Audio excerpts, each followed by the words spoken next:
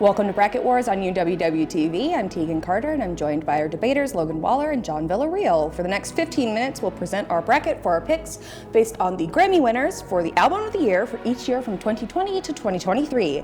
The way it works, debaters debate our picks based on our experiences, facts, and research to determine the champion of the bracket. Let's look at today's picks.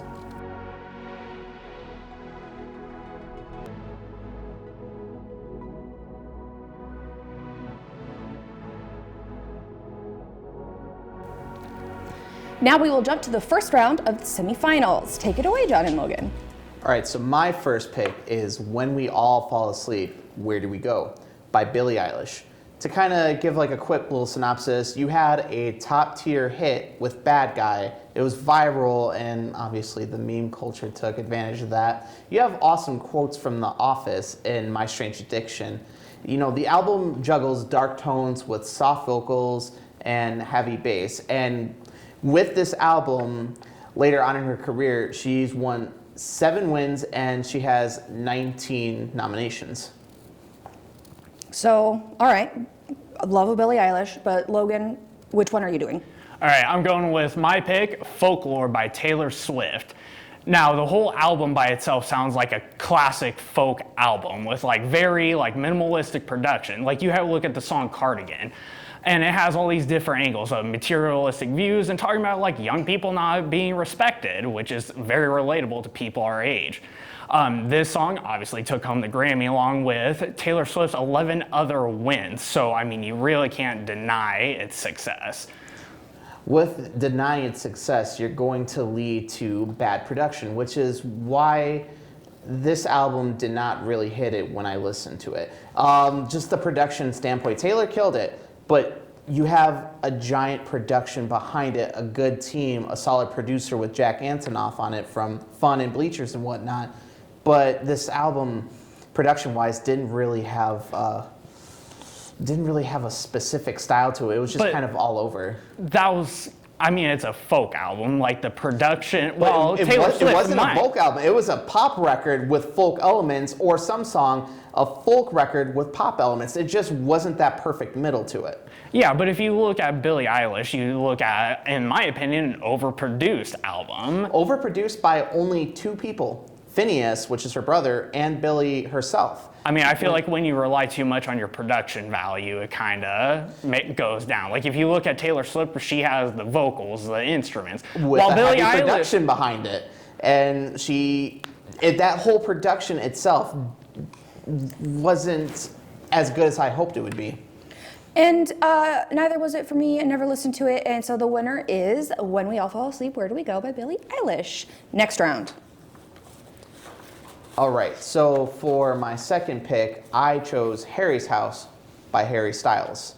Now, first things first, we all know Harry Styles from One Direction, but his prominent solo career really shot him up to the mainstream with the song Late Night Talking, with the lyrics, follow you to any place, if it's Hollywood or a big biscuit gate, about being in love. The song Music for a Sushi Restaurant, he sings about green eyes, fried rice, sweet ice cream, and blue bubble gum twisted around your tongue, which is lyrics about, date night. The sound of the album is bright synth pop, horns, rhythm guitar, and this also led to 3 wins and 9 nominations. It's a good, solid record, and there's just so much you could say about it. But we'll save that for the debate. Yes, you can say more later. Logan, what did you choose for your record? All right, my next pick is We Are by Jon Batiste. Now, if you don't know who he is, he was the band leader for Stephen Colbert's Late Show. Now, you can't talk about this album without talking about the song We Are, the title track, where he includes his family, even his high school marching band. The album was amazing. It was like a classic Motown record with, all these different elements. It sounds like, your classic, Stevie Wonder album or, anybody else like that. Just in these Grammys alone, where he won this award, he won 5 awards in the Grammys that year. So you can't really deny his success in the Grammys, even though he may not have the name, Yeah, he doesn't have a name, but compared to Harry Styles, even though he has a name with One Direction, I feel as if Harry Styles' record really does bring in a nice solidified pop element and does a very good job with it, keeping the listener very entertained through, front to back. I mean, I think that depends on your listener. When I listened to it, it sounded like it was an overdone 80s pop album. As I've said previously about like the song in the album, if I wanted to listen to my mom's 80s tracks, I would go get out her cassettes. And that is what I feel like when I listen to Harry Styles' album. And shouldn't that emotion alone feel like an emotional nostalgia train? Because you could say the same thing for Jon Batiste. When I listen to Jon Batiste, it's like, all right, you have James Brown, you have Funkadelic, Parliament, all that fun stuff with George Clinton, and it takes you back to that time. And I feel as if Harry's House, it takes you back to the 80s. It's a nice 80s pop record. And what more can be said about it? It's a fun 80s pop record. I mean, but again, it's really just, it's overdone. Like, at least when you listen to Jon Batiste's album, it's a very authentic. All the instruments and everything, it comes together. It doesn't sound like some overproduction piece. I do like me some authenticity, so the winner is We Are by Jon Batiste. We have the championship bracket coming up on Bracket Wars on UWW-TV. We'll be right back.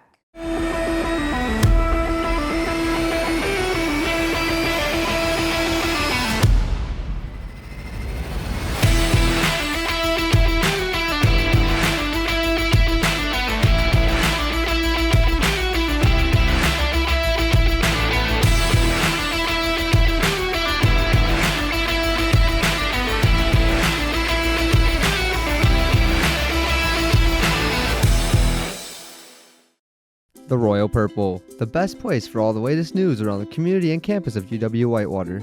Here you'll find all different types of weekly news stories, including sports, arts and rec, biz and tech, and even fun and interesting things like trendsetter columns and the tweet of the week. The Royal Purple has a full staff to handle all of your advertising and article needs.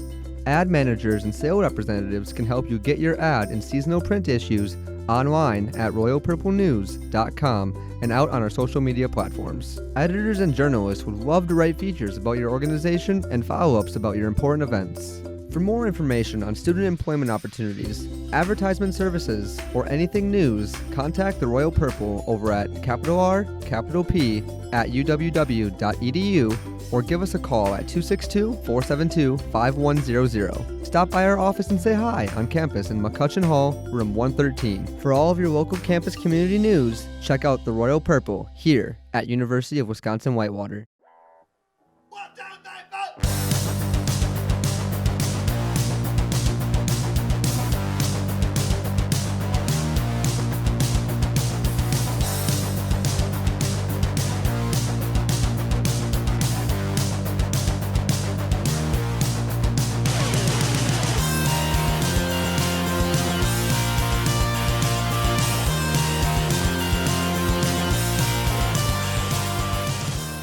Hello and welcome back to this edition of Bracket Wars on UWW-TV. I'm Tegan Carter and I'm joined by our debaters Logan Waller and John Villarreal. Let's take a look at the bracket results.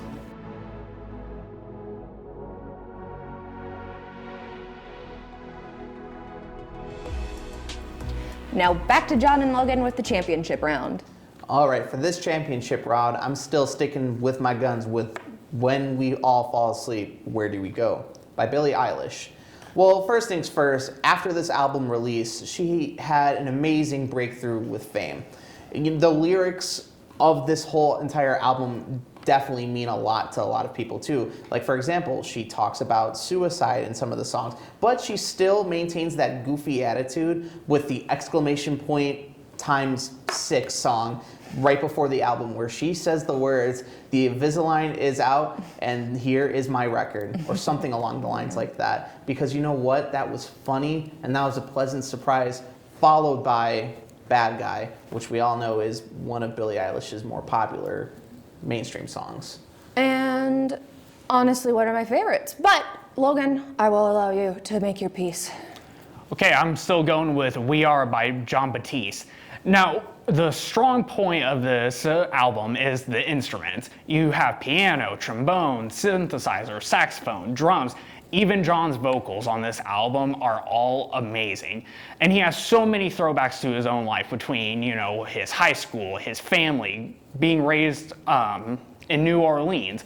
He has all these different elements that go into that really create a soulful, funky, like I said earlier, classic Motown record. Yeah, but with classic Motown records, you obviously feel the emotions of just like want to get off your feet and you want to dance. But when I listened to this record, it was okay. I didn't want to get off my feet. I didn't want to dance. I didn't feel really anything looking to this record. It's not bad, but it's just not James Brown worthy Motown style sound that I would expect. It may not compare to somebody like, James Brown's early stuff, but for modern day, that's probably one of the best representations we can get of it. Yeah, but and compared to Billie Eilish's whispering on her album, what can you do? Well, I am a fan of whispering. It doesn't hurt my ears so much. So the winner is When We All Fall Asleep, Where Do We Go by Billie Eilish, and here's the results.